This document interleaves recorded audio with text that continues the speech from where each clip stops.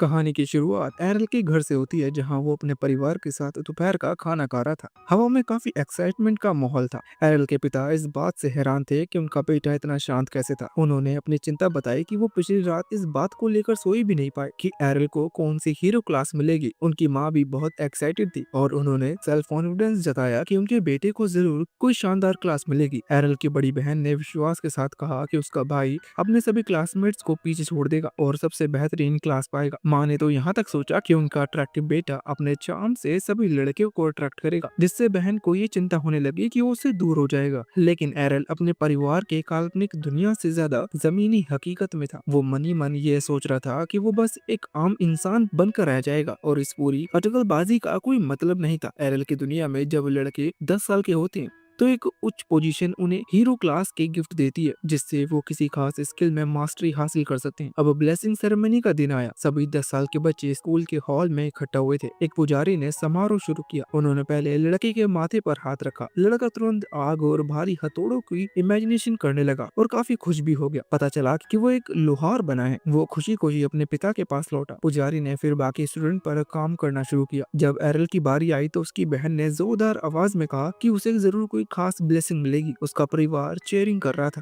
और एरल पुजारी की ओर बढ़ा। वहां मौजूद लोग एक दूसरे से फुसफुसा रहे थे क्योंकि एरल के माता पिता एक स्वॉर्ड प्रिंस है और एक आर्क में महान हीरो थे और सबको उम्मीद थी कि एरल को भी कोई एडवांस क्लास मिलेगी। एरल ने पुजारी के पास पहुंचकर आंखें बंद कर ली और पूरे कंसंट्रेशन के साथ अपने मन को केंद्रित करने की कोशिश की ताकि उसे भी कोई इमेज दिखाई दे। उसने इंतजार किया लेकिन उसके दिमाग में पूरी तरह से खालीपन और अंधेरा था। पुजारी ने जब अपना हाथ हटाया तो उनके चेहरे पर गहरा सरप्राइज था। उन्होंने पूरे हॉल में अनाउंसमेंट की कि एरल का कोई भी आशीर्वाद नहीं मिला है। वो एक रियल क्लासलेस हीरो का मामला था। एरल के परिवार की एक्साइटमेंट तुरंत निराशा में बदल गई। उन्हें लगा कि उनके साथ पूरी तरह से धोखा हुआ है और टैलेंटलेस फेलियर के रूप में एरल का भविष्य बर्बाद हो गया। उनके महान परिवार के लिए ये एक बहुत ही बड़ा सदमा था। अगले दिन निराशा के बावजूद एरल ने अपनी जिंदगी सामान्य ढंग से शुरू कर दी और नॉर्मल तलवारबाजी की प्रैक्टिस करने लगा। उसके माता पिता ने उसे एश्योरेंस दिया कि वो उसे घर से नहीं निकालेंगे और वो वहीं रह सकता है। रोयल ने बताया कि वो ठीक है और वो मुखतखोर नहीं बनना चाहता बल्कि खुद को साबित करेगा। उसकी बहन ने तुरंत उसे सपोर्ट देने का वादा किया। अपने परिवार को इतना ज्यादा चिंता में देखकर एरल ने उन्हें याद दिलाया कि वो हमेशा से अपनी माँ के साथ तलवारबाजी की प्रैक्टिस करता आ रहा है, इसलिए बिना किसी क्लास के भी वो किसी काम आ सकता है। हालांकि उसने मन ही मन सोचा कि उसकी माँ एक भयानक टीचर थी क्योंकि वो ट्रेनिंग में हमेशा अपनी इनक्रेडिबल ताकत का इस्तेमाल करती थी और रॉयल को हवा में उड़ा देती थी। रॉयल की माँ खुशी थी कि उनका बेटा इतना समझदार था, जबकि पिता ने सोचा कि वो शायद सच में कोई असली नौकरी हासिल कर पाएगा। जब परिवार ने उस पर फिर से बहुत ज्यादा ध्यान देना शुरू किया तो एरल इस दुलार से तंग आ गया। उसे लगा कि वो दया का पात्र बन गया है। वो तुरंत वहां से उठा और अपनी ट्रेनिंग जारी रखने के लिए निकल गया। ट्रेनिंग ग्राउंड में पहुंचकर एरल ने स्पोर्ट्समैन क्लास के दो स्टूडेंट को अपनी तलवारों से लड़ते हुए देखा। उनकी चालों में उनकी क्लास के कारण एक नेचुरल सिंपलनेस थी। लड़कों ने एरल को देखा और मजाक उड़ाते हुए पूछा कि वो बिना किसी क्लास के यहाँ क्या कर रहा है। एरल ने शांति से कहा कि वो उन्हीं की तरह ट्रेनिंग लेने आया है। लड़कों ने हंसते हुए बताया कि उन्हें ट्रेनिंग की जरूरत नहीं है क्योंकि उनकी क्लास ने उन्हें पहले से ही इतनी एबिलिटी दे दी है। वो तो बस मजे कर रहे थे। उन्होंने अपनी क्लास में मिले एबिलिटी को शो करने के लिए फिर से ड्यूल शुरू कर दिया। एरल ने देखा कि उनके मूवमेंट सिंपल थे लेकिन उनमें स्ट्रेटजी और इंटेंस कंसंट्रेशन की कमी थी। एरल ने उन्हें चुनौती दी कि वो उससे लड़े। एक लड़के ने बिना क्लास के उन्हें चुनौती देने पर हंसा, लेकिन एरल ने शांति से सोचा कि उसे क्लास की जरूरत नहीं है। इंसल्ट महसूस करके उस लड़के ने एरल को सबक सिखाने के लिए उसकी चुनौती एक्सेप्ट कर ली।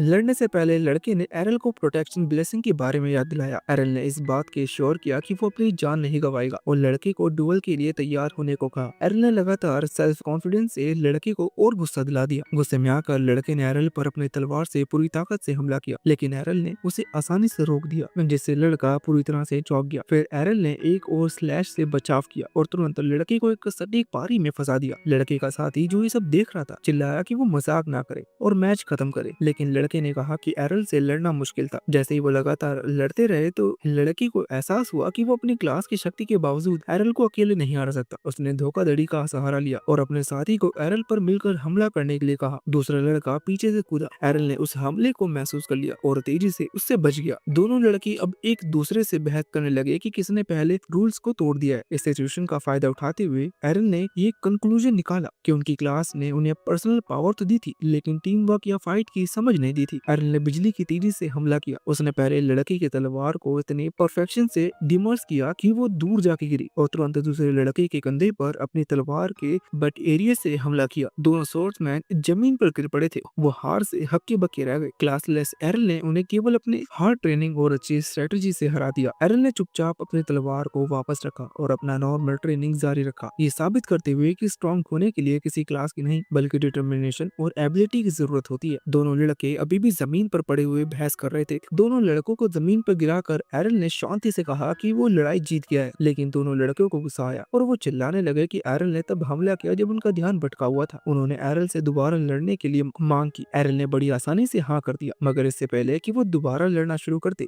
उनके पीछे खड़े एक लाल बालों वाला लड़का उन्हें चेतावनी देता है। उसने उन्हें याद दिलाया कि अगर वो फाइट के मैदान में नहीं जीते तो ऐसे फालतू बहाने नहीं चलेंगे। उनका ध्यान भटका हुआ था। लाल बालों वाले लड़के ने कहा कि वो दोनों सभी तलवारबाजों के लिए एक कलंक है। उन दोनों लड़कों में से एक ने लाल बालों वाले लड़के को जवाब देने की कोशिश की, लेकिन उसके दोस्त ने उसे शांत किया और फुसफुसाकर लाल बाल वाले लड़के की ऊंची हाई पोजीशन की याद दिलाई। फिर लाल बालों वाला लड़का एरल के पास आया और पूछा कि वो स्वॉर्ड प्रिंसेस फरा का बेटा है। जब एरल ने सिर हिलाया तो उस लड़के ने उसकी ठोस तलवारबाजी सीखने के लिए एरल की तारीफ की। हालांकि उसने तुरंत ही एरल को याद दिलाया कि जिन दो तलवारबाजों को उसने अभी हराया वो सिर्फ नासमझ और अनएक्सपीरियंस्ड बच्चे हैं। फिर उसने अपनी तलवार एरल की ओर तान दी और उसे असली लड़ाई के लिए चुनौती दी। लाल बालों वाले लड़के ने कहा कि वो एरल को सोर्ट्समैन क्लास की असली ताकत साबित करके दिखाएगा। इस बीच पीछे खड़े दोनों हारे हुए लड़के आपस में फुसफुसाए कि वो गांव के सिक्योरिटी कैप्टन इवान का बेटा है। लाल बालों वाले लड़के ने अपनी पहचान की। एरल को याद आया कि इवान अक्सर उसकी माँ से मॉन्स्टर का शिकार करने के लिए कॉन्ट्रैक्ट करते थे। एरल ने सोचा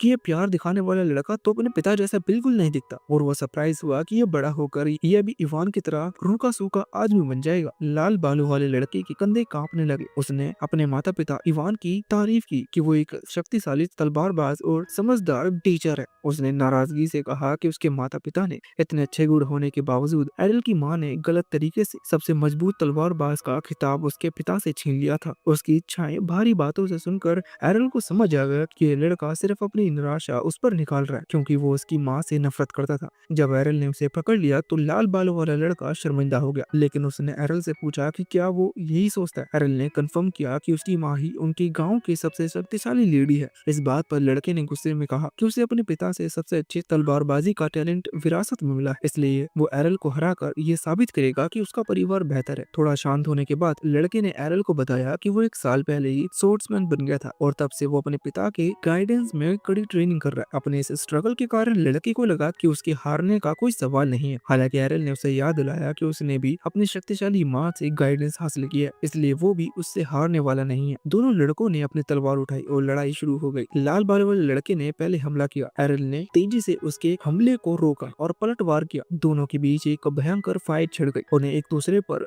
वार करता देख वो दोनों लड़के हैरान थे कि क्लासलेस होने के बावजूद एरल उस लाल बालों वाले लड़के का मुकाबला कर रहा था। लड़के को अपनी तलवार चलाते हुए देखकर एरल ने मान लिया कि वो अन्य दोनों लड़कों से कहीं ज्यादा मजबूत था, लेकिन उसकी चाल गुस्से से भरी थी। एरल ने उसके फिसलने का इंतजार कर रहा था और जैसे ही उसे एक मौका मिला उसने हमला किया, लेकिन लड़के ने ट्विन क्लास नाम के एक स्किल का इस्तेमाल किया जिसने एरल को पीछे धकेल दिया और वो एक दीवार से टकराया। लाल बालों लड़का हैरान था कि एरल ने उसके पहले बार को रोक दिया, लेकिन उसने देखा कि एरल दूसरे बार से घायल हो गया था। एरल ने अपना पेशेंस खो दिया और उस लड़के की एबिलिटी के बारे में पूछा। लड़के ने समझाया कि ये सोर्ट्समैन क्लास का स्किल है जिसे क्लासलेस लोग रोक नहीं सकते। हालांकि एरल ने डिटर्मिनेशन किया कि वो इसे अपनी ट्रेनिंग से रोक भी सकता है, और लाल बालों लड़के ने उसकी प्रेसिशन की तारीफ की। कुछ दिन बाद सुबह देर तक एरल को खर्राटा लेता देख उसकी बहन उसे जगाने आई और उसे चुबन देकर उठाने की कोशिश की। इससे पहले कि वो उसे छू पाती, एरल उठ गया और अपनी बहन को ठोकर मारकर दूर कर दिया। एरल की बहन नाराज हो गई और जब वो नाश्ता करने के लिए कमरे से बाहर निकला उनकी मां मुस्कुराई और नाश्ता परोसा। परिवार के साथ बैठकर खाने लगे। एरल की बहन ने पूछा कि क्या वो फिर से ट्रेनिंग के लिए जा रहे हैं। एरल ने सिर हिलाया जिससे उसकी बहन गुस्से में आ गई। उसने एरल से आराम करने और उसे अपना सपोर्ट देने के लिए कहा, लेकिन एरल ने उसकी बात अनसुनी कर दी और जाने के लिए खड़ा हो गया। उसकी बहन शॉक हो गई कि जब से एरल घर पर पिटकर आया तब से वो रोजाना ट्रेनिंग के लिए क्यों जा रहा है। फराह ने अपनी बेटी को अश्योरेंस दिया कि एरल ठीक रहेगा और बताया कि उनके बीच में एक ऐसा रहस्य है जिसके बारे में वो नहीं जानती थी। तलवारबाजी के मैदान से लौटने के बाद एरल की माँ फराह अपनी बेटी लिया को लेकर बाहर आई और एक संदूक खोला जो टूटा हुए तलवार से भरा था। ये सीन देखकर लिया हैरान हो गई। उसकी माँ ने बताया पिछले कुछ दिनों से एरल कितनी कठोर ट्रेनिंग कर रहा था। फरा इस बात से खुश थी कि एरल को दूसरे बच्चों से डुएल करने में इंस्पिरेशन मिल रही थी। एरल का ये डिटर्मिनेशन देखकर लिया भी एक्साइटेड हो गई, लेकिन उसने फिर भी इच्छा जताई कि वो एक ऐसी दुनिया बनाना चाहती है जहाँ एरल जैसे क्लासलेस लोगों के साथ भेदभाव ना हो। उसकी माँ ने उसके महान लक्ष्य पर मुस्कुरा दिया। इस बीच जंगल में एरल एक पेड़ पर बने ट्रेनिंग एम पर जोर से वार कर रहा था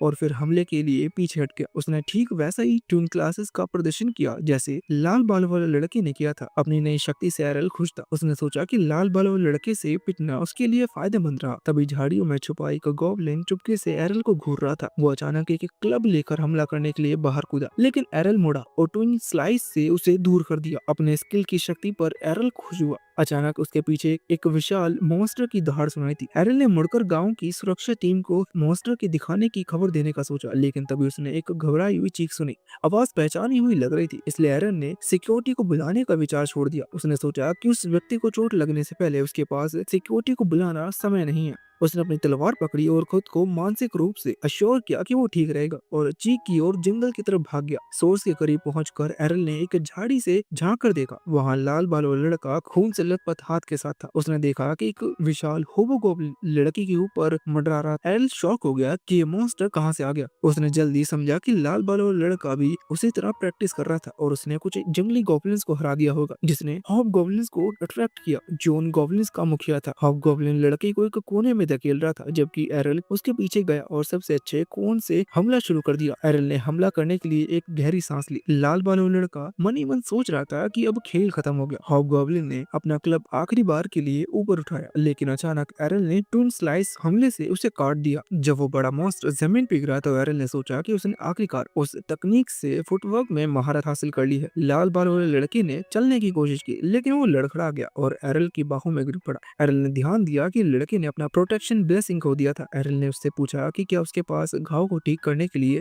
हॉली वाटर। लड़के ने चुपचाप अपनी टूटी हुई पानी की बोतल की ओर इशारा किया जो जमीन पर पड़ी थी, इसलिए एरल ने उसे अपना होली वाटर पेश किया। जैसे ही लड़के ने पानी पिया उसके घाव गायब हो गए। एरल की बढ़ती हुई ताकत से लाल बाल वाला लड़का नाराज महसूस कर रहा था। एरल ने देखा कि लड़के की एनर्जी वापस लौट आई है और उसने पानी के लिए थैंक यू किया। फिर उसने एरल से उसकी शक्तिशाली स्किल के बारे में पूछा। एरल ने शांति से उसे याद दिलाया कि ये सिर्फ एक ट्विन स्लाइस है, लेकिन लड़की ने पूछा कि उसने बिना किसी क्लास के इसे कैसे सीखा, क्योंकि आम लोग स्पेशल स्किल को नहीं सीख सकते। एरल ने समझाया कि उसने इस तकनीक के लिए अपनी ट्रेनिंग को आगे तक लेके गया। लाल बालों वाला लड़के को ये बात समझ में नहीं आई, इसलिए एरल ने साफ साफ समझाया कि एक स्किल को पाने के लिए थोड़ा टाइम लगता है। फिर एरल ने लाल बालों लड़के से कहा कि वो उसके लिए सबसे इम्पोर्टेंट रिसोर्स है, क्योंकि उसने उसे इस स्किल से दर्जनों बार पीट कर इस तकनीक को समझने में मदद की थी। लाल बालों लड़का ये जानकर शॉक हो गया। एरल ने ये बताया कि वो अपने रीमैच में उसे हारने के लिए ट्विन स्लाइस स्किल का प्रैक्टिस कर रहा था। एरल ने डेडिकेशन से इम्प्रेस होकर लाल बालों वाले लड़के ने उसकी रीमैच चुनौती एक्सेप्ट कर ली। एरल ने उससे पूछा कि क्या वो पक्का है, लेकिन लड़के ने कहा कि एरल ने उसे बचाया और उसके घाव को ठीक किया, इसलिए वो कम से कम इतना तो कर ही सकता है। एरल ये देखकर हैरान था। वो उपकारों का बदला चुकाना जानता था, जिस पर लड़का अपने बारे में एरल की कमराई से नाराज महसूस करने लगा। जल्दी दोनों लड़कों ने अपनी तलवारें पकड़ी और एक ही समय पर ट्विन स्लाइस को अपने डुएल की शुरुआत की। लाल बालों वाले लड़के को ये देखकर सदमा लग गया कि एरल ने उसके दोनों वारों को रोक दिया। तभी उसे एक अचानक हुए तीसरे वार से चोट लगी। उसने काफी शॉक तरीके से पूछा कि तुमने कैसे किया। एरल ने बताया कि उसने तीसरा स्लाइस भी जोड़ दिया था। लाल बालों वाले लड़के ने उसे याद दिलाया कि इसे ट्विन स्लाइस कहते हैं, लेकिन एरल ने समझाया कि उसे किसी क्लास से प्रीडिफाइंड एबिलिटी नहीं मिली है, इसलिए वो अपनी तकनीक को जो चाहे उसमें ढाल सकता है। एरल ने उस लड़के को बताया कि वो तीसरा वार उसने पहली बार सफलतापूर्वक मार दिया था, जिससे वो लड़का और भी ज्यादा निराश हो गया। लाल बालों वाले लड़के ने सोचा कि एक तलवारबाज की स्किल किसी से नहीं आनी चाहिए, इसलिए एरल ने उसे कहा वो एक और मुकाबले में ये साबित करके दिखाएगा। दोनों लड़कों ने एक बार फिर से अपनी तलवारें उठाई। लाल बालों वाला लड़का अब शांत हो गया था। उसने सोचा कि उसके पास एरल के मुकाबले तेजी का फायदा है। दोनों ने एक साथ अपनी ट्विन स्लाइस तकनीक का इस्तेमाल किया। लाल बालों वाला लड़का एरल के तीसरे वार पर नजर रखे हुए था, हालांकि तीसरे वार की तेजी ने उसे फिर से चौंका दिया। उसने वार को रोकने की कोशिश की, फिर भी वो वार उसे जमीन पर गिरा के मारा। एरल ने हारे हुए लड़के पर अपनी तलवार तान दी और कहा कि इसी रिजल्ट की उम्मीद थी।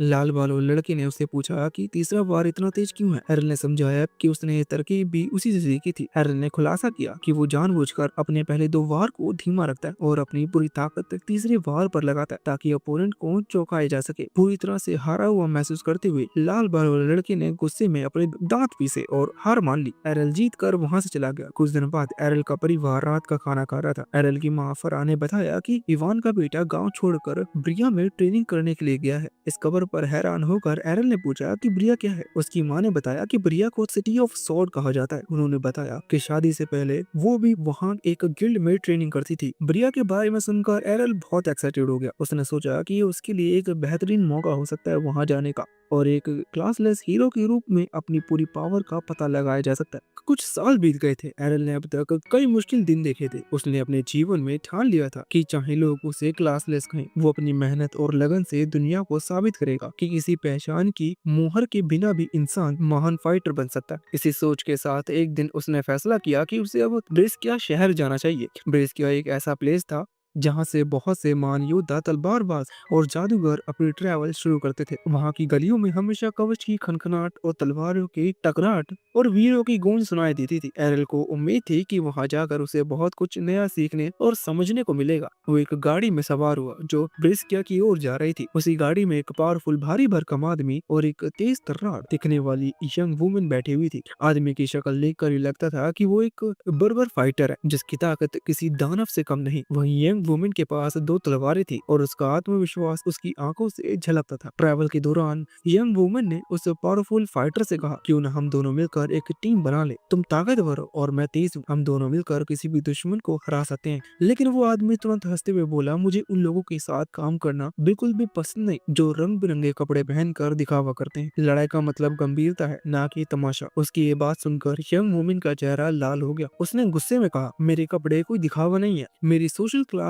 तेजी और बचाव पर आधारित है। बाकी कवच पहनने की मुझे जरूरत नहीं और ये क्लोथ ये भी मेरे काम आती है। दुश्मन अक्सर मेरी ओर देखकर अपना ध्यान खो बैठते हैं और उसी बीच मैं उन्हें मार गिराती हूँ। अब दोनों की बहस बढ़ती जा रही थी। गाड़ी का माहौल बहुत ही ज्यादा गुस्से वाला होता जा रहा था। लेकिन तभी कोचमैन ने ऊंची आवाज में कहा, आप दोनों के पास वंडरफुल एडवांस सोशल क्लास है, अगर उनका इस्तेमाल करने का समय है तो वो अभी है, आगे रास्ता बंद है। सबने आगे झांका देखा। सड़क पूरी तरह ऑर्क्स की भीड़ से घिरी हुई थी। उनकी लाल आंखें जल रही थी, दांत नुकीले थे और हाथों में बड़े बड़े हथियार थे। उनका राजा बीच में खड़ा था जिसकी ऊंचाई किसी पेड़ जैसी लग रही थी। ये देखकर पावरफुल फाइटर का चेहरा पीला पड़ गया। उसने घबराकर कहा, इतने सारे ऑर्क से तो पूरी सेना मिलकर भी नहीं लड़ सकती, अकेले तो नामुमकिन है। इतना कहकर उसने गाड़ी में बैठे माँ बेटे को धक्का दिया और खुद वहाँ से भाग निकला। उसके पीछे पीछे वो यंग वुमेन भी भाग पड़ी। उसने साफ कहा कि उसे दूसरों के लिए अपनी जान जोखिम में नहीं डालनी। अब गाड़ी में बैठे बाकी यात्री निराश हो चुके थे। सबको लगा कि अब उनका अंत यही है। लेकिन तभी एरल खड़ा हुआ। उसकी आंखों में डर नहीं बल्कि डेडिकेशन चमक रही थी। उसने तलवारें निकाली और तेज कदमों से आगे बढ़ा।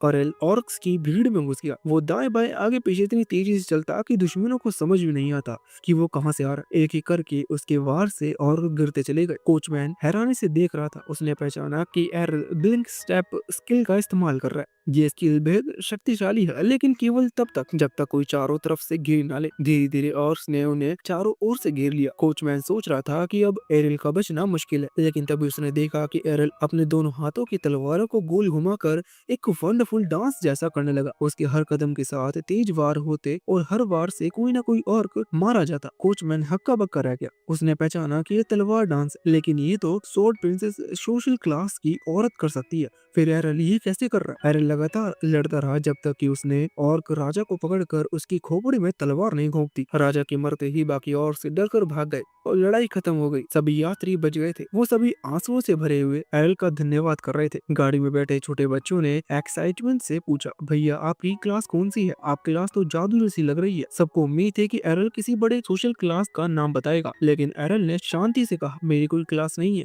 ये सुनते ही सबकी आंखें खुली रह गई। फिर यादें 5 साल पहले लौट आई जब एरल ने पहली बार दो तलवारों से लड़ने की कला सीखी थी। उसकी माँ विश्वास नहीं कर पा रही थी कि उसे हमेशा लगता था कि उसका बेटा कभी कुछ कर नहीं पाएगी।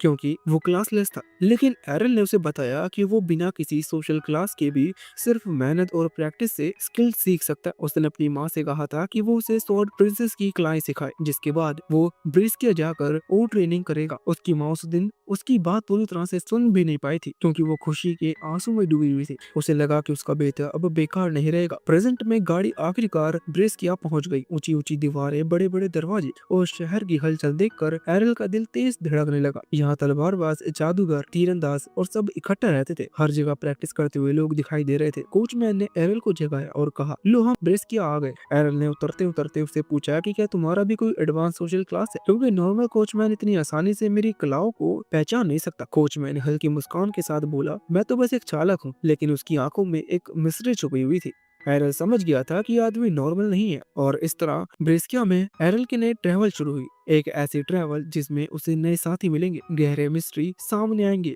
और जहां उसका साहस और डिटर्मिनेशन हर कदम पर परखा जाएगा। जब गाड़ी ब्रिस्किया के दरवाजों तक पहुंची तो एरल ने महसूस किया कि यह शहर वाकई विशाल और अलग ही दुनिया का था। ऊंची ऊंची दीवारें, चहल पहल भरी गलियां और हर ओर फाइटर्स की गर्मा गर्मी लगी थी। तलवारों की खनखनाहट और कवच की आवाजें हवा में घुली हुई थी। उसी समय कोचमैन ने एक्सेप्ट किया कि वो नॉर्मल चालक नहीं है, सच में वो होली नाइट सोशल क्लास का फाइटर था, जिसने लगातार फाइट और खून खराबे से बचने के लिए समय समय पर गाड़ी चलाने का काम अपनाया। उसके लिए ये एक तरह का नॉर्मल काम था, जिससे उसे आम जीवन का स्वाद मिलता था। कोचमैन ने ओरल को समझाया कि ब्रिस्किया जैसे बड़े शहर में गिल्ड से जुड़ना इम्पोर्टेंट है। यहाँ ज्यादातर तलवारबाज और फाइटर अपने जीवन यापन के लिए बैटल टूर्नामेंट में हिस्सा लेते हैं, और टूर्नामेंट में एंटर केवल गिल्ड के मेंबर होने पर ही मिलता है। उसने चेतावनी दी कि हर गिल्ड भरोसेमंद नहीं होता, और कई गिल्ड धोखेबाज और मतलबी भी हो सकते हैं। इतना कहकर वो चला गया, और एरल पहली बार अकेले ब्रेस्किया की गलियों में उतरा। शहर सच में बहुत ही चहल पहल वाला था। हर सड़क पर भर्ती करने वाले लोग खड़े थे, रंग बिरंगे झंडे फहर रहे थे, और नए मेंबर को आकर्षित करने की कोशिश की जा रही थी। कई गिल्डों में अपने दफ्तरों के बाहर शानदार सजावट रखी थी। एरल सब देख रहा था, लेकिन वो सावधानी से केवल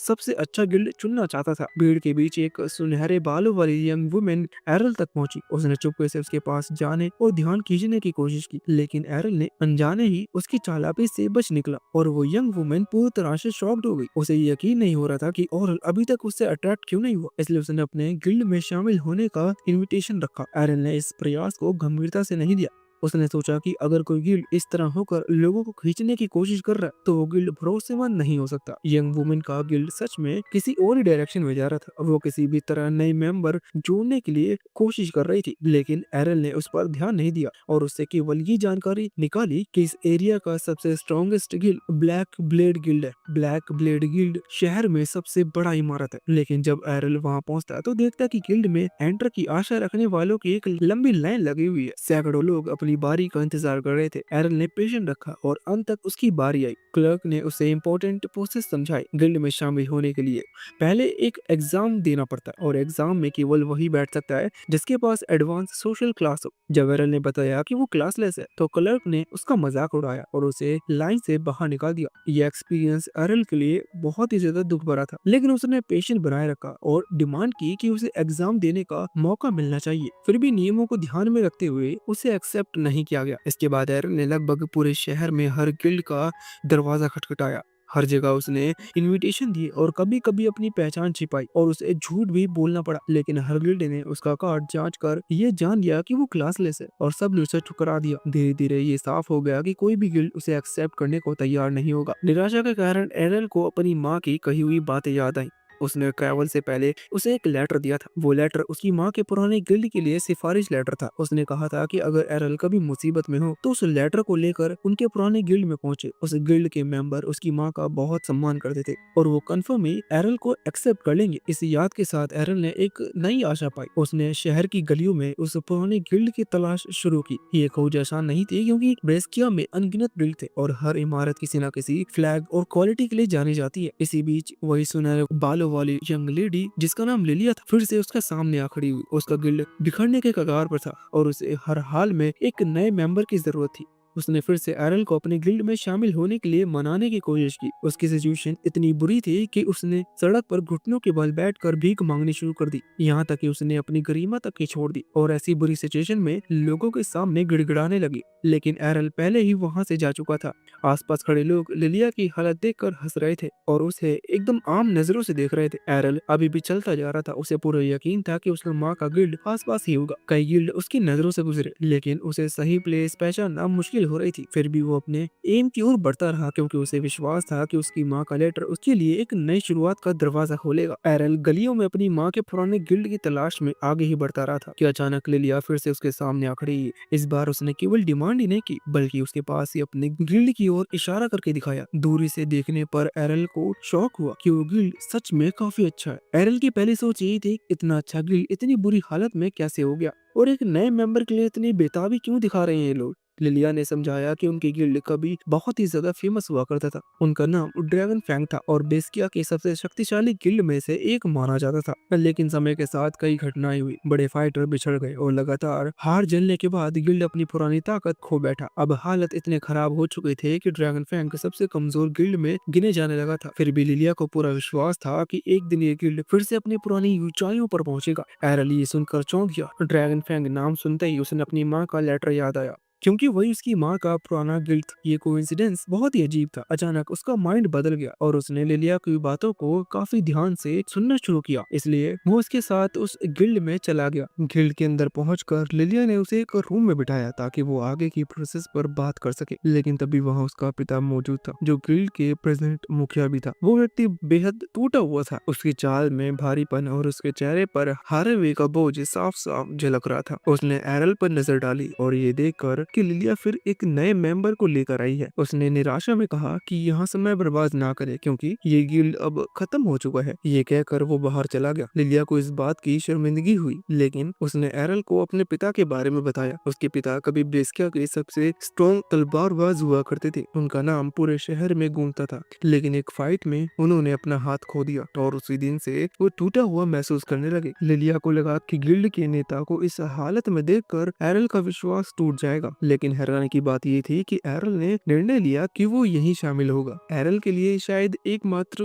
ऑप्शन था, क्योंकि कोई और गिल्ड उसे एक्सेप्ट नहीं कर रहा था। यह लिलिया के लिए बहुत बड़ी राहत वाली बात थी। उसने तुरंत एडमिशन का कॉन्ट्रैक्ट लेटर निकाला और उसे एरल के सामने रख दिया, और जब उसने उस पे साइन किए तो वो अधिकारी रूप में ड्रैगन फैंग गिल्ड का मेंबर बन गया। लेकिन तभी लिलिया ने ध्यान दिया कि उसने सच में एरल से उसकी क्लास के बारे में पूछा ही नहीं था। उसने कॉन्ट्रैक्ट लेटर देखा और हैरान रह गया, क्योंकि एरल ने उसमें अपनी सिचुएशन क्लासलेस लिखी हुई थी। शुरू में उसे लगा कि ये कोई मजाक है, लेकिन जब एरन ने अपने आइडेंटिटी कार्ड दिखाकर यह साबित किया वो सचमुच क्लासलेस है, तो लिलिया सुन रह गई। उसकी खुशी पल भर में गुस्से में बदल गई और उसने सोचा कि ये मेंबर गिल्ड के लिए बोझ बन जाएगा। लिलिया ने निराशा होकर ये मान लिया कि क्लासलेस फाइटर टूर्नामेंट में किसी काम का नहीं होगा। उसी समय गिल्ड की एक और मेंबर लीना कमरे में आई। लिलिया तुरंत रोते हुए उसके पास गई और बताया कि नया मेंबर क्लासलेस निकला है। जैसे ही लेना ने क्लासलेस शब्द सुना, उसने तुरंत समझ लिया कि यहाँ किसके बारे में बात हो रही है। उसने एरल को गौर से देखा और पूछा कि वो यहाँ क्या कर रहा है। एरल ने उसे अनदेखा किया, मानो वो अजनबी हो। लेना को विश्वास नहीं हुआ कि एरल उसे पहचान नहीं रहा। उसके साथ गांव में बिताए ट्रेनिंग के दिनों की याद उसके मन में ताजा हो गई, लेकिन एरल को याद नहीं आ रहा था, केवल इतना कि उसने कभी लाल बालों वाले एक साथी के साथ प्रैक्टिस की थी। उसे लगता था कि वो साथी कैप्टन इवांस का बेटा था। लेना ने सच्चाई बताई कि कैप्टन इवांस का कोई बेटा नहीं था, केवल एक बेटी थी, और वही बेटी अब उसके सामने खड़ी है। एरल को तब महसूस हुआ कि वही पुरानी साथी थी। उसने अपनी भूल एक्सेप्ट की और उसे पहचान लिया। लेना ने बताया कि वो पिछले 5 साल से लगातार ट्रेनिंग कर रही थी ताकि एरल से कभी पीछे न रह जाए। अब जब एरल सामने था तो उसने उसे चुनौती दी। उसने कहा कि वो दिखाएगी कि इन वर्षों में उसने कितनी प्रैक्टिस की है। एरल हमेशा की तरह किसी चुनौती से पीछे हटने वाला नहीं था। दोनों बैटल एरिया में आ गए। वहाँ प्रेजेंट लोग एक्साइटमेंट से देखने लगे कि अब क्या होगा। जैसे ही मुकाबला शुरू हुआ, लेना ने अपनी जुड़वा तलवारों से एक तेज वार किया। एरल ने भी उसकी तकनीक की नकल करके उसे डोज किया। दोनों वार आमने सामने टकराए, लेकिन एरल की शक्ति कमजोर पड़ रही थी। उसे चोट लग गई। एरल समझ नहीं पाया कि ऐसा कैसे हुआ। लेना ने उसे बताया कि उसकी तकनीक की नकल करना उतना फायदेमंद नहीं होगा, क्योंकि अब उसकी शक्ति कई गुना बढ़ चुकी है। उसके वार एरल से 5 गुना ज्यादा शक्तिशाली थे। एरल उसकी ताकत देखकर बहुत ही ज्यादा शॉक हुआ। उसने सोचा कि अगर शक्ति उसका मुख्य हथियार है तो उसे केवल इतना करना है कि उसकी चोट से बचा जाए। अगली बार जब लेना ने वार किया तो एरल इतनी तेजी से हट गया कि उसकी जगह पर एक धुंधला परछाई सी छा गई। लेकिन जैसे ही एरल की चाल को देखा, उसकी आंखें फैल गईं। वो पहचान गए कि ये चाल सुप्रीम शैडो स्वॉर्ड एबिलिटी जैसी थी। ये तकनीक बेहद मुश्किल मानी जाती है और नॉर्मल फाइटर इसे कभी सीख नहीं पाते। उसे विश्वास नहीं हुआ कि एरल ने बिना किसी अपॉर्चुनिटी के केवल प्रैक्टिस और एक्सपीरियंस से इतना मुश्किल एबिलिटी हासिल कर ली। हालांकि एरल के लिए ये इतना मिस्टीरियस नहीं था, क्योंकि उसकी नजर में ये बस एक तेज स्पीड से चलने का तरीका था। अब सिचुएशन पूरी तरह बदली, क्योंकि लेना कितनी भी कोशिश करती, एरल पर एक खरोच तक नहीं छोड़ पा रही थी। उसका हर वार खाली हवा में गिरता और एरल की गति उसके हर प्रयास को असफल कर देती। कुछ ही देर में एरल ने मौका देकर उसकी ही ताकत को उसके खिलाफ मोड़ दिया। जब लेना ने पूरी ताकत से हमला किया, एरल ने उसे काफी अच्छे से रोक कर उस पावर को वापस उसी की तरफ उल्टा भेज दिया। अगले ही पल लेना जमीन पर गिरी पड़ी बेहोश थी। फाइट का रिजल्ट साफ था, एरल जीत चुका था। लेना हार मानने को तैयार थी, लेकिन अंदर ही वो टूटी हुई थी। उसने 5 साल लगातार मुश्किल ट्रेनिंग की, केवल इसीलिए कि वो एरल को हरा सके, लेकिन रिजल्ट वही निकला। एरल अब भी उससे ज्यादा ताकतवर था। बाहर से उसने खुद को खुश दिखाने की कोशिश की, लेकिन जैसे ही वो कमरे से बाहर निकली, उसकी आंखों से आंसू रुक नहीं रहे थे। एरल और लिलिया ने उसे कुछ समय देने का डिटर्मिनेशन किया और वो दोनों वापस अपने रूम में लौट आए। वहाँ बैठकर एरल ने लिलिया से गिल्ड की सिचुएशन डिटेल से समझने को कहा। लिलिया ने बताया कि उनका गिल्ड इस समय भारी कर्जे में डूबा हुआ है। अगर वो अगली कंपटीशन नहीं जीत पाए तो गिल्ड पर लगा ये कर्जा उन्हें पूरा खत्म कर देगा। कंपटीशन से मिलने वाले पैसे ही उनका एकमात्र सहारा है, लेकिन उसमें भाग लेने के लिए कम से कम 3 मेंबर होना ही इम्पोर्टेंट था। यही कारण था कि लिलिया इतने बेचैन होकर नए मेंबर को ढूंढ रही थी। एरल को ये जानकर हैरानी हुई कि ऐसी सिचुएशन में भी लेना अब तक इस गिल्ड के साथ बनी रही। लिलिया ने उसे बताया कि जब लेना पहली बार शहर आई थी तो किसी बड़े गिल्ड से उसे एक्सेप्ट नहीं किया, क्योंकि कोई भी एक्सपीरियंस के लिए एक छोटे बच्चे को कभी अपने गिल्ड में शामिल नहीं करेंगे। लेकिन उसके पिता ने दया और विश्वास दिखाते हुए लेना को अपने गिल्ड में शामिल कर लिया। तब से लेना ने इसे अपना घर मान लिया और वफादारी से यहीं रही। जब उसकी सिचुएशन बेहद मुश्किल थी, एरल ने उसे ठंडे दिमाग से सोचा। उसकी नजर में चिंता करने की कोई जरूरत नहीं थी। अगर वो कंपटीशन जीत लेते तो सारी समस्या अपने आप ही हल हो जाती। हाँ, ये चुनौती काफी मुश्किल थी कि उनकी टीम में केवल 3 ही लोग होंगे और उन्हें 5-5 लोगों वाली टीम का सामना करना पड़ेगा। लेकिन एरल के भीतर ये सोच थी कि चुनौती ही असली ताकत की पहचान होती है। उसने मनी मन ये ठान लिया कि वो इस चुनौती से पीछे नहीं हटेगा। यही उस दुनिया की कहानी का अंत था। कंपटीशन पास आया, गिल्ड की आशाएं एरल पर टिकी थी और आगे के रास्ते में कई घटनाएं इंतजार कर रही थी। फिर अगली सुबह एरल उठा। बाहर से तलवारों की टकराने की आवाज और लोगों की हलचल सुनाई दे रही थी, यानी शहर की सुबह हो चुकी थी। जल्दी जल्दी नहा कर और हल्का नाश्ता करके वो नीचे आया, जहाँ लीना और लिलिया पहले से ही उसका इंतजार कर रही थी। आज तीनों पहली बार साथ बैठे थे ताकि अपने गिल्ड के अगले कदम के बारे में बात कर सकें। लिलिया के चेहरे पर हमेशा की तरह वो शरारती मुस्कान थी। उसने बड़ी खुशी से बताया कि अब जब ड्रैगन फैंग गिल्ड में 3 मेंबर हो गए हैं तो वो लोग आखिरकार टीम बैटल में हिस्सा लेने के लायक बन गए हैं। इस हफ्ते के एंड में गिल्ड की बड़ी प्रतियोगिता होने वाली थी और यही मौका था जब वो लोग अपने गिल्ड का नाम फिर से ऊपर ला सकते थे। उसने समझाया कि टूर्नामेंट 1 बाय 1 बैटल फॉर्म होता है और हर टीम में ज्यादा से ज्यादा 5 मेंबर्स हो सकते हैं, लेकिन वो तीनों ही थे। ये सोचकर लीना थोड़ी चिंतित हो गई। उसे लगा कि कम मेंबर होने से जीतना मुश्किल हो सकता है, पर लिलिया ने हमेशा की तरह कॉन्फिडेंट थी। उसने कहा कि वो और लीना दोनों बी रैंक तलवारबाज हैं और जब तक उसका सामना किसी ए रैंक फाइटर से नहीं होता सब कंट्रोल में रहेगा। एरल चुपचाप सुनता रहा। उसके लिए ये सब कुछ नया था, क्योंकि उसने पहले कभी रैंक सिस्टम के बारे में नहीं सुना था। लिलिया ने उसे डिटेल में समझाया कि तलवारबाजों की ताकत 4 रैंक में बांटी जाती है, सी, बी, ए और एस। पूरे ब्रेसिया शहर में करीब 500 तलवारबाज हैं, लेकिन उनमें से सिर्फ 20 लोग ही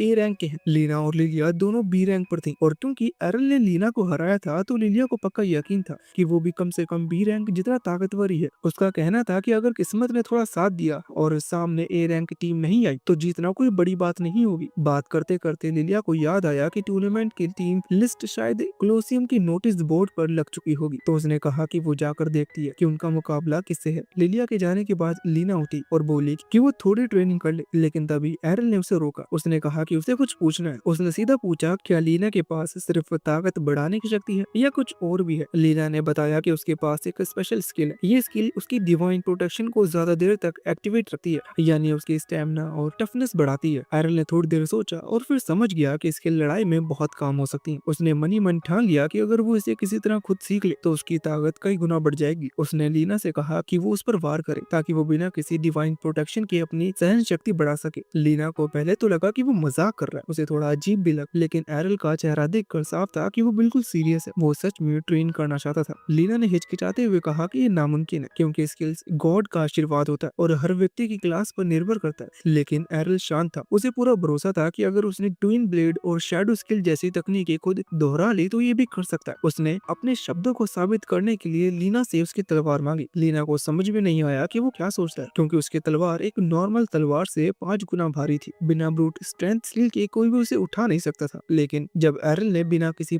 परेशानी के तलवार को मयान से निकाला और हवा में एकदम आसानी से घुमा दी, लीना की आंखें खुली की खुली रह गई। वो यकीन नहीं कर पा रही थी कि एरल ने मुस्कुराते हुए कहा कि कुछ स्किल जरूर ताकत बढ़ाती हैं, लेकिन असली ताकत मेहनत और लगातार ट्रेनिंग से आती है। उसने बताया कि वो सालों से अपने शरीर पर मेहनत कर रहा है और ये उसकी असली पावर है। लीना अब सब समझ गई थी कि एरल बाकी लोगों जैसा नहीं है, वो कुछ अलग है। उसने फैसला किया कि वो उसकी मदद करेगी, लेकिन साथ ही चेतावनी भी दी कि अगर उसे सच में मार खाना है तो फिर बाद में दर्द की शिकायत नहीं करनी चाहिए। कुछ ही देर बाद लिलिया भागकर हाफ में वापस आई। उसके चेहरे पर साफ साफ घबराहट दिखाई दे रही थी। उसने बताया कि उसने टूर्नामेंट की लिस्ट देखी है और कसम से सबसे गंदी बात यह है कि उनका पहला मैच सीधा ब्लैक ब्लेड गिल्ड से फिक्स हुआ है, वही गिल्ड जिसके पास 8 ए रैंक तलवारबाज हैं। ये सुनकर लीना के चेहरे का रंग उतर गया, लेकिन लिलिया अभी पूरे कॉन्फिडेंस से भरी थी। उसने कहा कि चाहे अपोनेंट कितने भी मजबूत क्यों ना हो, ड्रैगन फैंग गिल्ड पीछे नहीं हटेगा। उसने ठान लिया था कि ये कंपटीशन न सिर्फ उनके गिल्ड का भविष्य तय करेगा बल्कि ये भी साबित कर देगा कि अभी क्लासलेस कहे जाने वाले एरल में आखिर कितनी ताकत छिपी है। लिलिया के जोश भरे भाषण के बाद जब वो थोड़ा शांत हुई तो उसे अचानक एहसास हुआ कि इस पूरे टाइम लीना लगातार एरल को तगड़ा पीट रही थी। वो चौंक कर बोली, पर लीना ने तुरंत सफाई दी कि ये सब तो एरल के कहने पर ही हो रहा है। और सच में एरल की हालत देखने लायक थी। चेहरे पर खरोच, कपड़े फटी हुई और शरीर पर नीले निशान थे, फिर भी वो शांत था, जैसे उसे दर्द ही ना हो रहा। वो उठा और ऐसा बोला जैसे कोई बात ही नहीं और पूछा कि दोपहर का लंच में क्या बना है। लीना और लिलिया दोनों इस लेवल की सहन शक्ति पर हक्के बक्के रह गए। कुछ दिन बीते और आखिरकार वो समय आ गया जिसका सबको बेसब्री से इंतजार था। गिल्ड कंपटीशन का दिन। सुबह सुबह ड्रैगन फैंग गिल्ड के तीनों मेंबर्स अपने पुराने से कवच पहनकर क्लोसियम की ओर बढ़े। वहाँ हजारों लोग इकट्ठा थे। ऑडियंस का जोरदार शोर और आवाजें आसमान में गूंज रही थी। जब वो अपने मुकाबले का वेट कर रहे थे तभी उनके पास खड़े दो लोग बातचीत कर रहे थे। दोनों हंसते हुए कहते हैं कि ड्रैगन फैंग की किस्मत ही बेकार है जो उनका मुकाबला ब्लैक ब्लेड गिल्ड से पड़ गया। एक ने तो यहाँ तक कहा कि ड्रैगन फैंग कभी एक मशहूर गिल्ड हुआ करता था, लेकिन अब उनकी हालत इतनी खराब है कि उन पर पैसा लगाना तो सीधे सीधे बर्बादी है। ये सुनकर लिलिया का खून खोल उठा। उसका चेहरा गुस्से से लाल पीला हो गया और वो उन दोनों की तरफ बढ़ने लगी ताकि उन्हें सबक सिखा सके, लेकिन लीना ने तुरंत उसका हाथ पकड़ लिया और कहा कि अरे यार, बेकार के झगड़ों से नुकसान नहीं होगा। लिलिया ने मन मार कर कदम पीछे ले लिए। एरल को तो इन बातों से बिल्कुल भी फर्क नहीं पड़ा कि उसे लोगों की राय की टेंशन नहीं थी, लेकिन जब उसने सुना कि लोग इन मुकाबलों पर दांव भी लगाते हैं तो वो हैरान रह गया। लीना ने बताया कि क्लोसियम की हर लड़ाई पर सट्टा लगाया जाता है और उनके मुकाबले में ब्लैक ब्लेड गिल्ड के जीत के चांसेस ज्यादा माने जाते हैं। यानी अगर कोई ड्रैगन फैंग पर शर्त लगाए और वो जीत जाए तो उसे पूरे 20 गुना पैसे मिलेंगे। लिलिया को ये बात और भी चुभी। उसने सोचा कि अगर लोग उन पर भरोसा नहीं कर रहे तो वो खुद अपने ऊपर भरोसा करेगी। उसने तुरंत फैसला कर लिया कि वो अपने गिल्ड की इमारत को दाव पर लगाकर एक बड़ा दाव लगाएगी ड्रैगन फैंग की जीत पर। एरल ने सर पकड़ लिया। बस यही से उसे समझ आया कि भाई ये गिल्ड कर्ज में डूबा है। इसी बीच एक जोरदार हंसी की आवाज पीछे से आई। लिलिया पलटी और उसके चेहरे पर गुस्सा छा गया। वहाँ जॉर्ज खड़ा था, ब्लैक ब्लेड गिल्ड का गिल्ड मास्टर। वो पूरा घमंड दिखाते हुए उनके सामने आया और बोला कि वो बस ऑल द बेस्ट कहने आया है क्योंकि उसे पुराने अपोनेंट गिल्ड की ये हालत देखकर काफी मजा आ रहा है। उसने मजे लेते हुए ताना मारा कि अरे, इस ड्रैगन फैंग इतना फ्री हो गया है कि एक आवारा क्लासलेस को भी मेंबर बना लिया। लिलिया ने गुस्से से उसकी ओर देखा पर कुछ कहा नहीं, लेकिन जॉर्ज ने एक और बॉम्ब फोड़ा। उसने बताया कि उसने खुद इस टूर्नामेंट की टीमों की जोड़ी सेट करवाई थी ताकि ब्लैक ब्लेड गिल्ड का मुकाबला ड्रैगन फैंग से हो सके। वो बोला कि उसने तो उन पर मेहरबानी की क्योंकि अब जब वो ब्लैक ब्लेड गिल्ड से लड़ेंगे तो सारा शहर उन्हें देखेगा। अगर वो किसी तुक्के से जीत गए तो उन्हें नाम और पैसा दोनों मिलेगा। मगर तभी उसने ठंडी हंसी हंसते हुए कहा कि ये जीत सिर्फ अगर पार्टी की है। समय बीतते बीते कोलोसियम में तहलका मचा हुआ था। माहौल पूरा गर्म था। ऑडियंस की आवाज पूरे मैदान में धमाकेदार तरीके से गूंज उठी। फाइनली आज का सबसे बड़ा मैच शुरू होने वाला था। ड्रैगन फैंग गिल्ड के 3 बंदे एरिना की ओर बढ़े। जब उन्होंने ब्लैक ब्लेड गिल्ड की टीम लिस्ट चेक की तो एरल थोड़ा हैरान हुआ। जॉर्ज, जो खुद लड़ने को इतना मरा जा रहा था, उसने पार्टिसिपेट ही नहीं किया, लेकिन जब उसने बाकी टीम देखी तो उसे तुरंत समझ आ गया कि उसकी जरूरत ही नहीं है। पूरी की पूरी टीम टीम ए रैंकर्स से भरी हुई थी। ये देखकर लिलिया और लीना थोड़ी घबरा गई, लेकिन एरल के चेहरे पर एक अलग ही खुशी थी। उसके अंदर एक जोश उमड़ आ रहा था, मानो ये डर नहीं बल्कि टॉप लेवल की चुनौती हो। उसे खुशी थी कि आज उसे नए स्किल देखने और सीखने का मौका मिलेगा। लिलिया ने मुंह बनाकर उसे याद दिलाया कि एरल, सीरियस हो जाओ, ये कोई टाइम पास नहीं है। इस लड़ाई पर उनकी गिल्ड का फ्यूचर टिका है। तभी घंटी बजी और तभी ब्लैक ब्लेड गिल्ड का एक मेंबर सामने आया, जिसका नाम था जियो, जो अपनी तेज तलवारबाजी और ब्लिंक डैश स्किल के लिए जाना जाता था। फिर अनाउंसर ने ड्रैगन फैंग की ओर देखा और जब उसने नाम पढ़ा तो वो बहुत ही ज्यादा हैरान रह गई और उसे अपनी आंखों पर यकीन नहीं हो रहा था, क्योंकि अपोनेंट जो था वो था एरल क्लासलेस। पूरा मैदान जोर से गूंज उठा। ऑडियंस में चर्चा शुरू हो गई। किसी को विश्वास नहीं हो रहा था कि कोई बेकार सा क्लासलेस भी टूर्नामेंट में हिस्सा लेने आया है। कई लोग हंसने लगे, कुछ ने मजाक उड़ाया और जियो को ये सुनकर बेइज्जती महसूस हुई कि उसे किसी ऐसे व्यक्ति से लड़ा जा रहा है जो क्लासलेस है। मुकाबला शुरू हुआ। जियो ने टाइम वेस्ट नहीं किया और ब्लिंक डैश मारा और झट से एरल के सामने आकर उसके छाती में तलवार घुसा दी। ऑडियंस ने सांस रोक ली, लेकिन अगले ही पल सबके होश उड़ गए। तलवार हवा में धसी थी और एरल की जगह सिर्फ एक धुंधली छाया खड़ी थी। असली एरल तो उसके पीछे था। ये उसकी शैडो स्किल का कमाल था। जियो पूरा शॉक हो गया। उसे समझ में नहीं आया कि क्लासलेस व्यक्ति ऐसे हाई फाई तकनीक कैसे इस्तेमाल कर सकता है, लेकिन वो एक एक्सपीरियंस्ड फाइटर था। उसने तुरंत अपनी रणनीति बदली। अभी ये सिर्फ पावर की नहीं बल्कि तेज दिमाग और क्विक रिएक्शन की लड़ाई थी। मैदान की हवा में तलवारों की गूंज उठी, धूल उड़ने लगी और ऑडियंस अब एकदम खामोश थी और वो बस देख रहे थे। जियो ने सोचा कि उसने एरल की चाल समझ ली है। उसे ओवर कॉन्फिडेंस था कि एरल केवल 3 परछाइयां बना सकता है, और जब उसने उन तीनों को उड़ा दिया तो उसने मान लिया कि असली एरल अब उसके सामने होगा। उसी ओवर कॉन्फिडेंस में वो जरा सा रिलैक्स हुआ और बस उसी पल असली एरल उसकी परछाई के पीछे से एकदम से प्रकट हुआ। उसकी गति इतनी तेज थी कि कोई समझ भी नहीं पाया कब उसने धप्पा मारा और कब जियो वहीं ढेर हो गया। पूरा सन्नाटा छा गया। फिर अचानक सीटियां और तालियां टूट पड़ी। किसी ने भी कभी सोचा नहीं था क्लासलेस यंग बंदा जिसने किसी गॉड से कोई वरदान तक नहीं पाया इतनी आसानी से एक ए रैंक फाइटर को हरा देगा। लिलिया और लीना दोनों एरल की जीत पर भरोसा थे, लेकिन उन्होंने नहीं सोचा था कि ये इतना ज्यादा फटाफट हो जाएगा। एरल को जीत से ज्यादा इस बात की टेंशन थी कि वो जियो की थ्रस्ट स्किल को पकड़ क्यों नहीं पाया। उसके लिए हर मुकाबला केवल जीतना नहीं बल्कि कुछ नया सीखने का मौका था। उसने तय किया कि इस कला को वो बाद में आराम से प्रैक्टिस से समझेगा। दूसरा मैच शुरू हुआ और सामने था एक डबल स्वॉर्ड वाला बंदा। जैसे ही वो लड़का आगे बढ़ा, एरल ने तुरंत आराम से उसकी चालों का आइडिया लिया। अपोनेंट के पहले वार को रोकने के बाद एरल ने अपने ट्विन ब्लेड स्लैश से इतनी परफेक्ट स्पीड में पलटवार किया कि वो फाइटर वहीं का वहीं चित हो गया। ये दूसरी जीत थी और भीड़ अब पूरी तरह एरल एरल चिल्ला रही थी। तीसरा बंदा यार एक जबरदस्त बॉडी वाला बैबरीरियन था। उसका शरीर लोहे जैसा था और वो हर पंच में तूफान जैसी शक्ति रखता था, लेकिन एरल की स्पीड उसके लिए बहुत ज्यादा थी। जब उसने एरल पर भारी प्रहार करने की कोशिश की तभी एरल एकदम से उसकी पीठ के पीछे पहुंचा और एक करारे वार से उसे नॉकआउट कर दिया। लीना को आज तक विश्वास नहीं हो रहा था कि एरल ने अकेले दम पर तीन ए रैंक प्लेयर्स को पछाड़ दिया। वहीं लिलिया की आंखें में प्राउड और एक्साइटमेंट झलक रही थी। उसके मन में अब ये विश्वास बैठ चुका था कि शायद एरल अकेले ही पूरा टूर्नामेंट जीत जाएगा। एरल का चौथा मुकाबला अब तक का सबसे टफ था। इस बार सामने जो लड़का खड़ा था उसके पास एक इतनी बड़ी और भारी ढाल थी कि उस तक वार पहुंचाना नामुमकिन सा लग रहा था। एरल ने कई बार कोशिश की, लेकिन हर बार उसकी तलवार बस ढाल से टकरा कर रह जाती। इसके बावजूद उसने हार नहीं मानी और ना ही फोकस छोड़ा। वो चुपचाप हर मूव पर नजर रखे हुए था, जैसे कोई मौके की तलाश में हो। कुछ देर में एरल को समझ में आ गया कि शील्ड बैरियर थकने लगा है और तभी एक सही टाइम देखकर उसने एक जोरदार किक मारी। ढाल उसके हाथ से छूटकर गिर गई। ये इतनी तेज अचानक हुआ कि खुद शील्ड बैरियर भी हक्का बक्का रह गया। ये ट्रिक एरल ने पहले एक